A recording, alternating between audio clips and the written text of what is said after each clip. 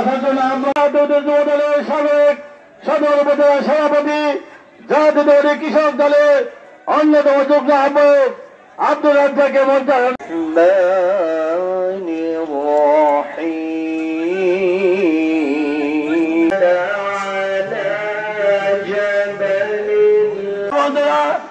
আজকের এই সভার কাজ আমরা এখনই শুরু করতে যাচ্ছি।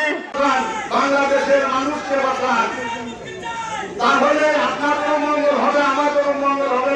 বাংলাদেশের সাবেক 3 বারের প্রধানমন্ত্রী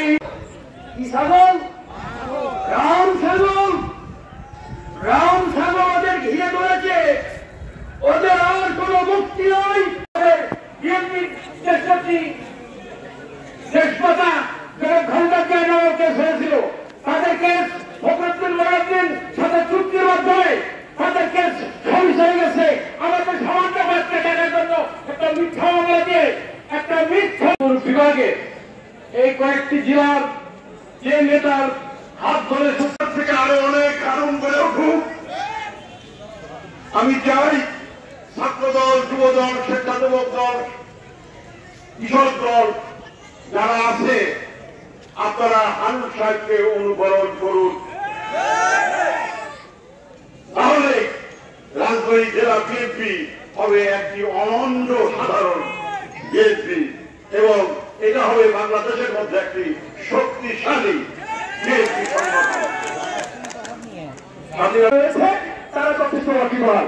প্লিজ আপনারা দয়া করে আমাদের রাজবাড়ী এখানে কোন নেতৃত্বের নাম বলে এই বেগম জিয়ার মুক্তির আন্দোলনে এই সভাকে আপনারা নষ্ট করবেন না।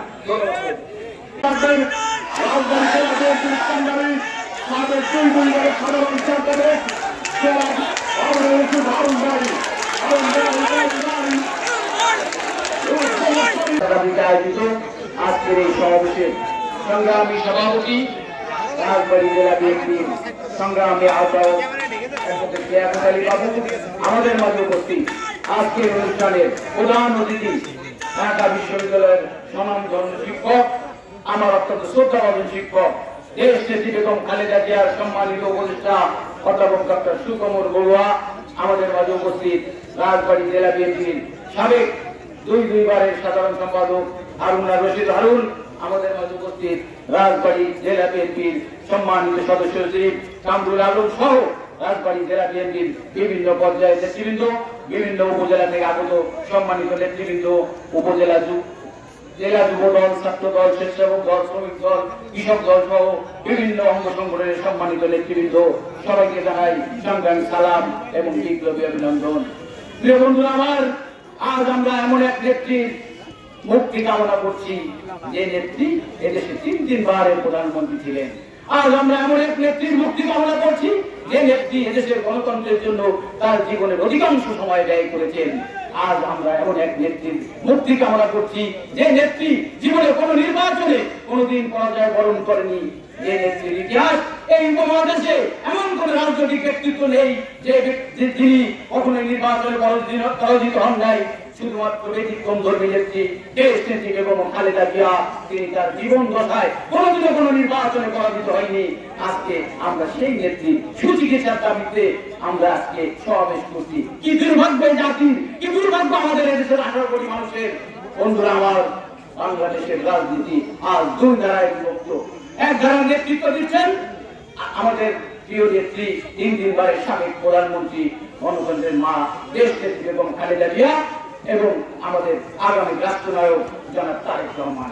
আরেক দলের নেতৃত্ব দিচ্ছেন বর্তমান ফ্যাসিস্ট খুনি হাসিনা সরকার, যিনি 2008-এর সাজানো নির্বাচন, 2014-এর পাতানো নির্বাচন, 2018-র নির্বাচন এবং 2024 সালে একটি জনগণের নামিয়ে আমি নির্বাচন করার মধ্যে দিয়ে এদেশের শাসন ক্ষমতার অধিষ্ঠিত হয়েছে। বন্ধুরা আমার, ধিক্কার জানাই শেখ হাসিনা ওদেরকে। এদেশের 30 লক্ষ মানুষ সেদিন শহীদ হয়েছিল এরকম একটি বাংলাদেশ দেখার জন্য নয়। বন্ধুরা আমার, 21-এর পদকপ্রাপ্ত সরকার সালে আহমেদ একটি কবিতা লিখেছিলেন তৎকালীন শেখ মুজিবের দুঃশাসনের সময়।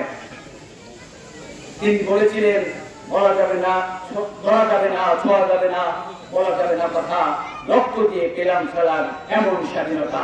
বন্ধু আমার, তাই আসুন আজকে আজকে আমরা ঐক্যবদ্ধ হয়ে বর্তমানে এই খুনি হাসিনার এই জালিম সরকারের বিরুদ্ধে রাজপথে ঐক্যবদ্ধ হয়ে এই ফ্যাসিস্টকে এই বাংলাদেশের মাটিতে উৎখাত করে আমরা আবারও দেশ নেত্রী এবং খালেদা জিয়ার নেতৃত্বে এমন গণতন্ত্র প্রতিষ্ঠা করবো যে গণতন্ত্রের সুফল ভোগ করবে এদেশের 18 কোটি মানুষ, যে গণতন্ত্রের সুফল ভোগ করবো আমরা, যে গণতন্ত্রের সুফল ভোগ করবে আগামী প্রজন্ম। বন্ধুরা আমার, আমি মনে প্রাণে বিশ্বাস করি আপনারা অনেকেই এখানে হতাশ, কিন্তু আমি ব্যক্তিগতভাবে হতাশ নই, আমাদের নেত্রী হতাশ নয়, আমাদের নেতা তারেক রহমান হতাশ নয়।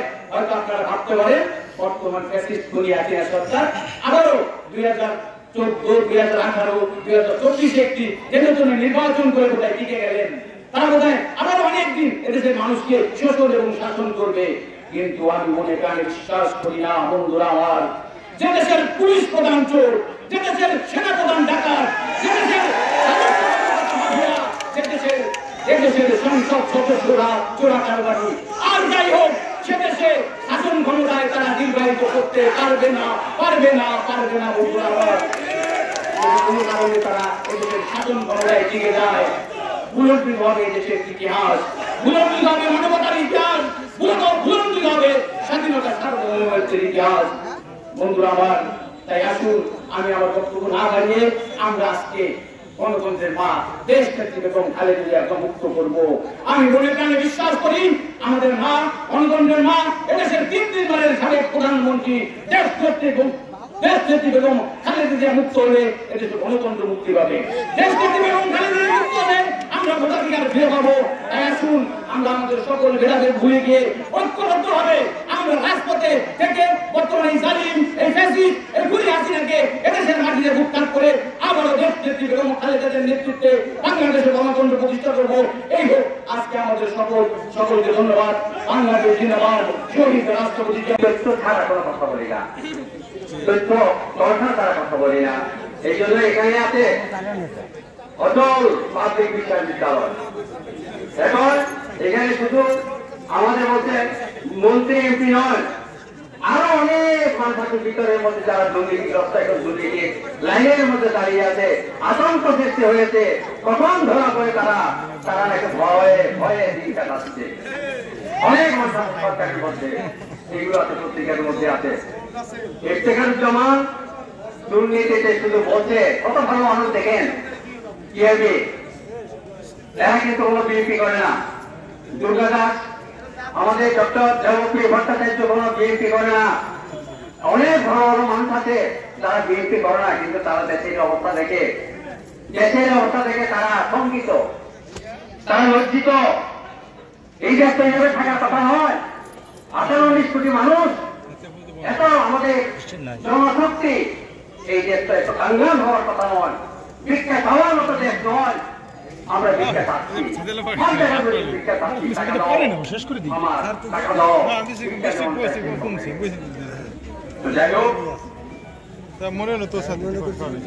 আমার বক্তব্যকে আমি নিষেধ করতে চাই না।